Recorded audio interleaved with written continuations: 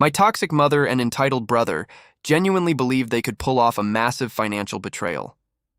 While I was away on an out-of-state business trip to save my media agency, they orchestrated a scheme to legally steal my 4-bedroom house and my entire company.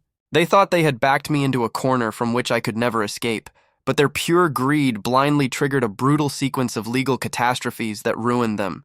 To understand how we reached this point, you need to know who I am. I am 27, and for 5 grueling years I worked 18-hour days, sacrificing my social life, sleep, and mental health to build a successful digital marketing agency from scratch. 2 years ago, I achieved my biggest dream and bought a beautiful 4-bedroom house, securing the mortgage entirely under my own name with absolutely zero help from my family. Then, there is my 24-year-old younger brother, Leo. He is the definition of an entitled golden child, protected by my mother since birth. He has never held a real job for more than 2 consecutive months, choosing to quit the moment he is asked to work. He dropped out of college twice, which my mother paid for from her savings, and spent his days playing video games on her couch, expecting a luxurious lifestyle for free. The catalyst for this nightmare happened a month ago when Leo got his lazy girlfriend Chloe pregnant. Instead of looking for a job to support a child, Leo went crying to our mother. Hours later, my mother called me and immediately demanded, "Your brother needs a proper home for his new family. You live alone in that massive house, which is deeply selfish. You must sign your property over to Leo immediately for my grandchild." I literally laughed out loud, believing that this was a sick joke. But her tone instantly became cold and venomous. She snapped, calling me a heartless monster who cared more about property than his own blood. She told me that family means making sacrifices.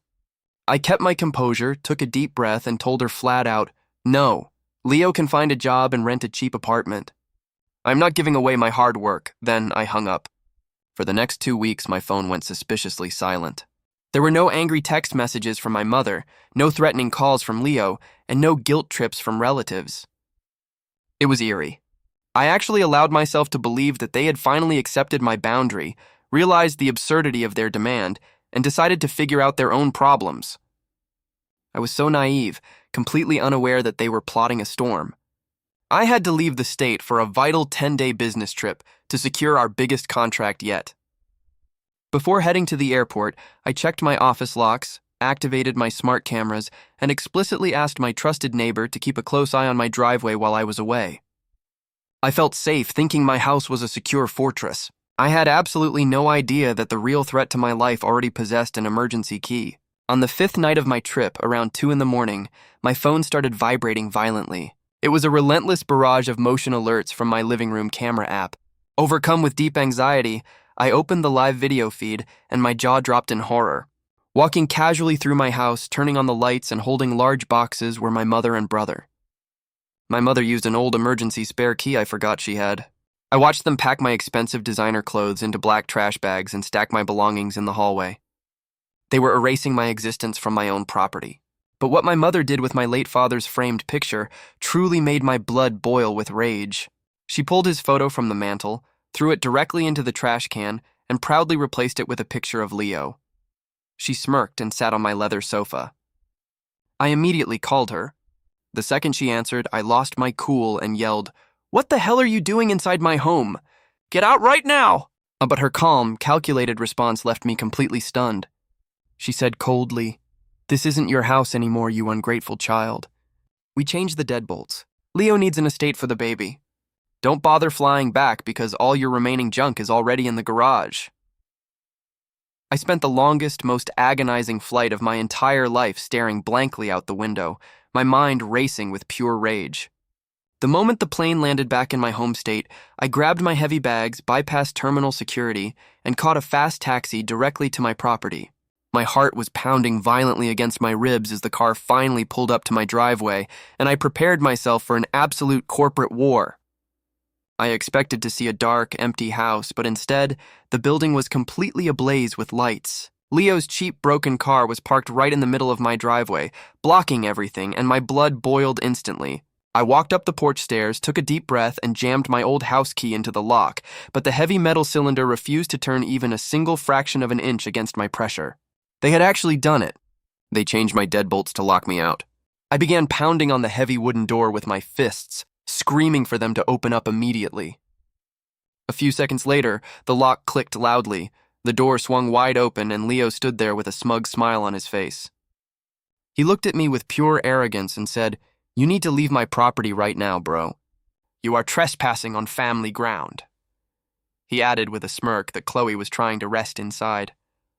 I lost all control, stepped forward, and slammed my hand against his chest, screaming that I built this house with my own money.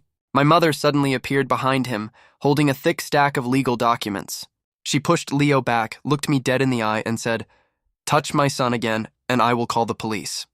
This house belongs to us now, so accept it." She waved the paperwork in my face and claimed they had a legal power of attorney that I supposedly signed last year, giving her full control over my assets. She told me that my marketing agency was also legally hers now, and that I was completely ruined. I realized they had forged my signature while I was away. I looked at their smug, greedy faces and realized that from this moment on, all family ties were dead. I took a deep breath, looked Leo straight in the eyes, and slowly backed away toward my car. Engaging in a physical fight with him on my own driveway would instantly play right into their hands and get me arrested for assault. Instead, I drove straight to a nearby high-end hotel, checked into a clean room, opened my master laptop, and prepared to systematically tear their lives apart using every single legal and technical loophole available to me in this state. The very first thing I did was access my marketing agency's MDM Enterprise Administration panel, which was under my strict personal control. My mother and Leo completely forgot that the expensive laptops and flagship smartphones they were using every day were registered as assets of my company. With 3 swift clicks on my keyboard, I remotely wiped every single byte of private data from their devices and locked them out of the network forever. Within 20 minutes, my emergency burner phone started ringing off the hook with frantic, panicked calls from my mother. I calmly answered and put it on speaker. She was absolutely screaming in terror, crying that their phones had suddenly turned into useless plastic bricks and that Leo's entire business plan had completely vanished. I told her very coldly that this was only the first 5 minutes of my presentation, then hung up. Next, I contacted my elite corporate attorney and forwarded him a digital copy of the forged power of attorney my mother had used. My lawyer immediately laughed and pointed out a massive flaw. The corrupt notary she used had registered it in a completely wrong county jurisdiction. We instantly filed an emergency injunction to freeze the title of the house, meaning they could not sell it or legally evict my belongings anywhere. But I wasn't even close to being done with them. My mother had used that fraudulent power of attorney to gain access to my secondary business bank account, assuming it held my entire life savings. What she didn't realize was that the account only contained $40,000 meant specifically for quarterly tax payments. I immediately called the federal bank's fraud division and reported the massive illegal identity theft. Because the money in that specific account was strictly designated for federal corporate taxes, her illegal withdrawal instantly triggered a massive red flag with the IRS. The bank security officer informed me that they were freezing all connected accounts associated with her social security number pending a federal investigation. In her desperate attempt to steal my wealth, she had accidentally frozen her own life savings.